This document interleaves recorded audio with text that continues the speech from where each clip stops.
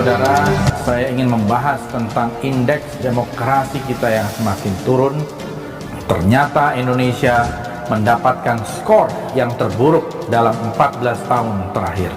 Jadi skor terburuk ini menandakan bahwa demokrasi kita sedang terpuruk. Indeks demokrasi kita bahkan terus-menerus berada di bawah negara yang relatif baru dan bahkan pernah menjadi bagian dari kita, yaitu negara. Jumlah skor yang diperoleh Indonesia tahun 2020 ternyata merupakan perolehan terendah dalam 14 tahun terakhir.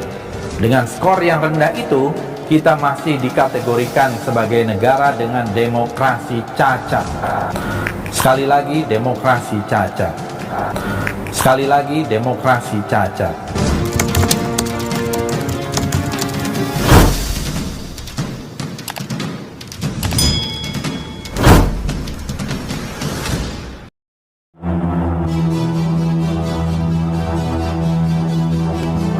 Siapa yang tidak mengenal politikus yang satu ini?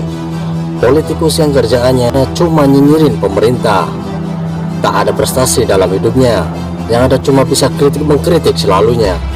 Ya, inilah sosok Fadlizon yang baru-baru ini telah mengunggah video pribadinya. Di dalam video, Fadlizon berkomentar bahwa demokrasi Indonesia sudah menjadi demokrasi yang cacat. Fadlizon juga mengatakan Indonesia peringkat di bawah negara tetangga Indonesia, yaitu Timor Leste. Fadlizon mengatakan hasil survei tersebut sangatlah memalukan Indonesia. Fadlizon mengklaim bahwa indeks demokrasi kita semakin turun dan merupakan dalam kategori Indonesia berdemokrasi cacat.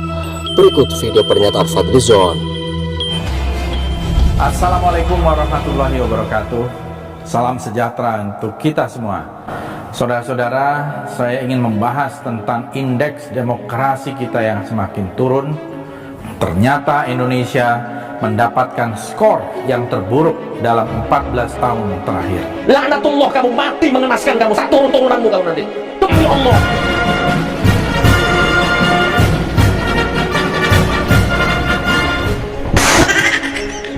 Jadi skor terburuk ini menandakan bahwa demokrasi kita sedang terpuruk. Indeks demokrasi kita bahkan terus-menerus berada di bawah negara yang relatif baru dan bahkan pernah menjadi bagian dari kita, yaitu negara Timor Leste. Italia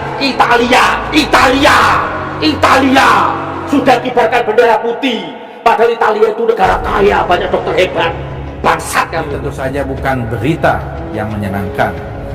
Ada 5 indikator yang digunakan oleh lembaga ini untuk menentukan indeks demokrasi suatu negara, yaitu proses pemilu dan pluralisme, fungsi dan kinerja pemerintah, partisipasi politik, budaya politik, serta kebebasan. Hancurno kabeh ya Allah. Taek iki hancurno kabeh ya Allah. Taek iki hancurno kabeh ya Allah. Fadlizon berbicara sangat banyak hal dalam videonya, terutama mengkritisi pemerintahan Joko Widodo dengan rasa gagah percaya diri seolah dirinya paling hebat di Indonesia. Fadlizon lupa bercermin, atau jangan-jangan di rumahnya tidak ada cermin. Kritikan-kritikan Fadlizon yang kita tahu tak ada pujian bagi pemerintah, padahal dia sendiri baru-baru kemarin terungkap telah menyukai klip konten dewasa di akun Twitter pribadinya. Yang mengejutkan lagi, Fadlizon telah terdepak dari jabatannya sebagai Wakil Ketua Umum Partai Gerindra. Posisi tersebut diambil alih oleh cucu pendiri Nahdlatul Ulama atas penunjuk dari Ketua Umum Partai Gerindra Prabowo Subianto yang saat ini menjabat sebagai Menteri Pertahanan di Kabinet Presiden Joko Widodo. Berdasarkan skor atas indikator-indikator tadi, IAU akan mengklasifikasikan negara-negara yang disurvei ke dalam 4 kategori, yaitu demokrasi penuh, demokrasi cacat, rezim hibrida, dan rezim otoriter. Jumlah skor yang diperoleh Indonesia tahun 2020 ternyata merupakan perolehan terendah dalam 14 tahun terakhir. Dengan skor yang rendah itu, kita masih dikategorikan sebagai negara dengan demokrasi cacat. Sekali lagi, demokrasi cacat.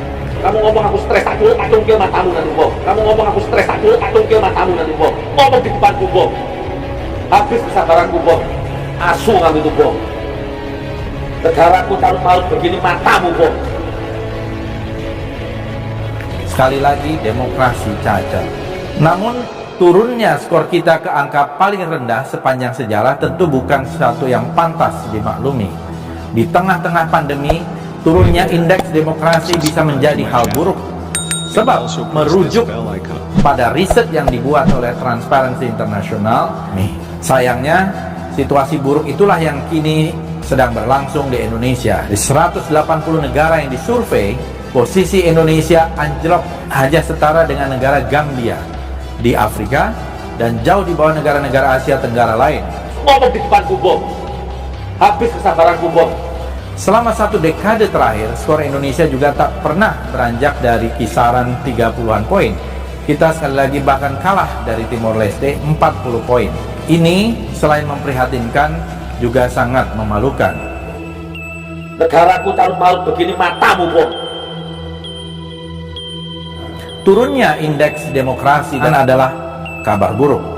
Di tengah-tengah pandemi, negara-negara demokrasi dan tidak korup diyakini akan bisa merespon pandemi dengan kebijakan-kebijakan yang lebih tepat dibandingkan dengan negara-negara yang kurang demokratis dan korup.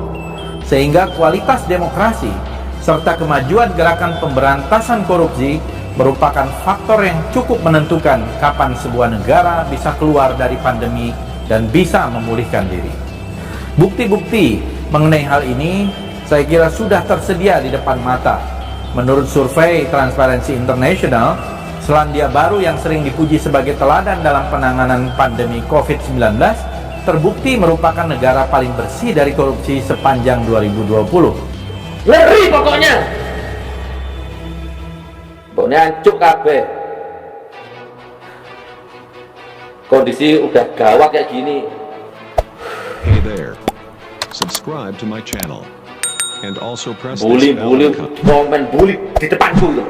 Bully komen bully di depanku loh. Dua pilar penting yang menentukan keberhasilan kita dalam mengatasi pandemi dan memulihkan diri dari krisis. Makanya, saya tak heran melihat situasi kita saat ini cenderung terus memburuk. Saat tren penambahan kasus dan kematian akibat pandemi secara global mulai turun, Indonesia justru mengalami anomali dengan mengalami peningkatan jumlah kasus dan kematian akibat COVID. Menurut data WHO, World Health Organization, atau Organisasi Kesehatan Dunia, penambahan kasus di Indonesia dalam seminggu terakhir berada di tingkat ke-7 tertinggi di dunia. Sementara penambahan kematian dalam sepekan terakhir berada di peringkat 11 dunia. Di Asia, Indonesia kini menjadi negara dengan penambahan kasus dan kematian yang terbanyak, yang sebelumnya ditempati India.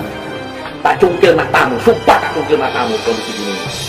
Tak cungkil matamu, sumpah tak cungkil matamu kondisi gini.